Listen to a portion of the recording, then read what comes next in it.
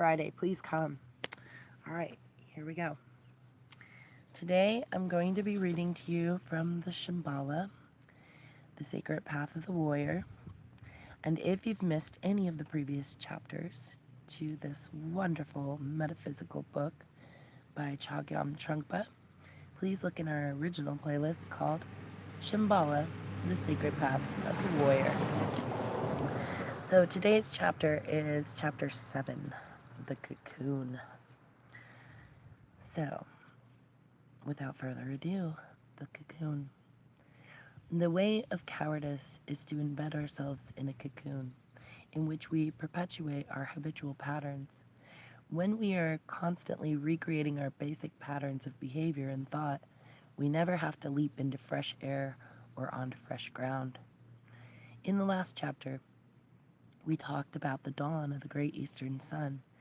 However, in general, we are much more accustomed to the darkness of the setting sun world than we are to the light of the great eastern sun. Therefore, our next topic is dealing with darkness. By darkness, we mean enclosing ourselves in a familiar world in which we can hide or go to sleep. It is as though we would like to re-enter our mother's womb and hide there forever, so that we could avoid being born. When we are afraid of waking up and afraid of experiencing our own fear, we create a cocoon to shield ourselves from the vision of the great eastern sun. We prefer to hide in our personal jungles and caves. When we hide from the world in this way, we feel secure. We may think that we have quieted our fear, but we are actually making ourselves numb with fear. We surround ourselves with our own familiar thoughts so that nothing sharp or painful can touch us. We are so afraid of our own fear that we deaden our hearts. The way of cowardice is to embed ourselves in this cocoon in which we perpetuate our habitual patterns. When we are constantly recreating our basic patterns of behavior and thought, we never have to leap into fresh air or onto fresh ground. Instead, we wrap ourselves in our own dark environment, where our only companion is the smell of our own sweat. We regard this dank cocoon as a family heirloom or inheritance, and we don't want to give that bad, good, good, bad memory away. In the cocoon, there is no dance, no walking or breathing, not even a wink of the eyes. It is a comfortable and sleepy, an intense and very familiar home. In the world of the cocoon, such things as spring cleaning have never been known. We feel that that is too much work, too much trouble to clean it up. We'd prefer to go back to sleep. In the cocoon, there is no idea of light at all until we experience some longing for openness, some longing for something other than the smell of our own sweat. When we begin to examine that comfortable darkness, look at it, smell it, feel it, we find it is claustrophobic. So the first impulse that draws us away from the darkness of the cocoon towards the light of the great eastern sun is a longing for ventilation. As soon as we begin to sense the possibility of fresh air, we realize that our arms and our legs are being restricted. We want to stretch out and walk, dance, even jump. We realize that there is an alternative to our cocoon. We discover that we could be free from that trap. With that longing for fresh air, for a breeze of delight, we open our eyes and we begin to look for an alternative environment to our cocoon. And to our surprise, we begin to see light. Even though it may be hazy at first, the tearing of the cocoon takes place at that point. And then we realize that the degraded cocoon we have been hiding in is revolting. And we want to turn up the lights as far as we can.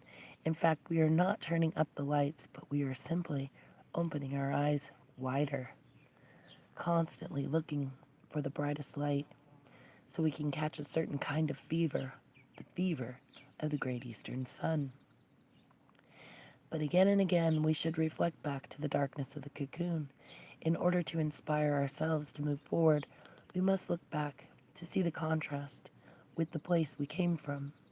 If we don't look back, then we will have difficulty relating to the reality of the setting sun. You see, we cannot just reject the world of the cocoon, even though it is quite horrific and unnecessary. We have to develop genuine sympathy for our own experiences of darkness, as well as those of others. Otherwise, our journey out of the cocoon simply becomes a setting sun holiday.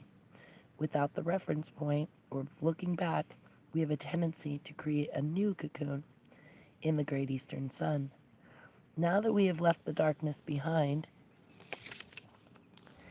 we feel that we can bathe in the sun, lying in the sand and stupefying ourselves. But when we look back to the cocoon and see the suffering that takes place in the world of the coward, that inspires us to go forward in our journey of warriorship. It is not a journey in a sense of walking in the desert, looking ahead to the horizon. Rather, it is a journey that is unfolding within us. So we begin to appreciate the great eastern sun, not as something outside of us, like the sun in the sky, but as the great eastern sun in our head and our shoulders, in our face, our hair, our lips, our chest. If we examine our posture, our behavior, our existence, we find that the attributes of the great eastern sun are reflected in every aspect of our being. This brings a feeling of being a truly human being. Physically, psychologically, domestically, spiritually, we feel that we can lead our lives in the fullest way. There is a gut level sense of health and wholesomeness taking place in our lives, as if we were holding a solid brick of gold. It is heavy and full, and it shines with a golden color. There is something very real and, at the same time, very rich about our human existence. Out of that feeling, a tremendous sense of health can be propagated to others. In fact, propagating health to our world becomes a basic discipline of warriorship. By discipline, we do not mean something unpleasant or artificial that is imposed from outside. Rather, this discipline is an organic process that expands naturally from our own experience. When we feel healthy and wholesome ourselves, then we cannot help projecting that healthiness to others. Great Eastern Sun vision brings natural interest in the world outside. Ordinarily, interest occurs when something extraordinary happens and makes you interested in it. Or being interested may come from being bored, so you find interests to occupy your time. Interest also occurs when you feel threatened. You become very inquisitive and sharp in order to protect yourself so that nothing terrible will happen. For the warrior, interest happens spontaneously because there is already so much health and togetherness taking place in his or her life. The warrior feels that the world is naturally full of interest.